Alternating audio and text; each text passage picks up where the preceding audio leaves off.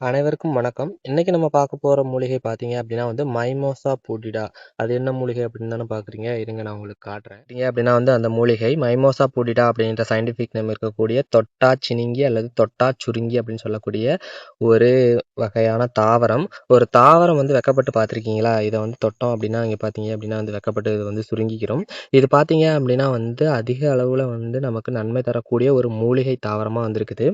இதோட பூக்கள் இந்த மாதிரி தான் அழகா இருக்கும். பிங்க் கலர்ல பூக்கள் பூத்திருக்கும். இதுல நெறைய முட்களும் இருக்கும் இந்த செடியில.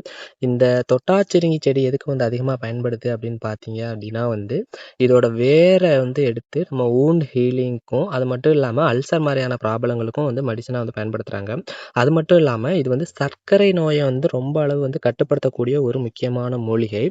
இதுலேருந்து பார்த்தீங்க அப்படின்னா இன்சுலின் செக்ரீஷன அதிகரிச்சு நம்ம சர்க்கரைய அந்த அளவ கட்டுக்குள்ள வச்சுக்கிறதுக்கு ரொம்ப ஹெல்ப்ஃபுல்லா இருக்குது.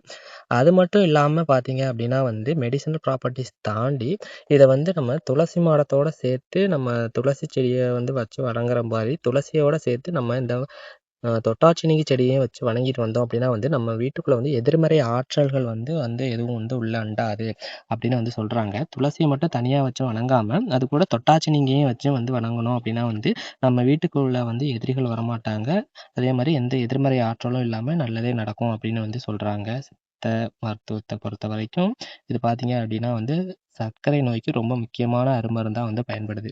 இது மாரி நெறைய மூலிகைகள பத்தி தெரிஞ்சுக்கிறதுக்கு மறக்காம நம்மளோட சேனல ஃபாலோ பண்ணிருங்க. நெறைய ஷேர் பண்ணிவிட்டு சப்போர்ட் பண்ணுங்க. நன்றி.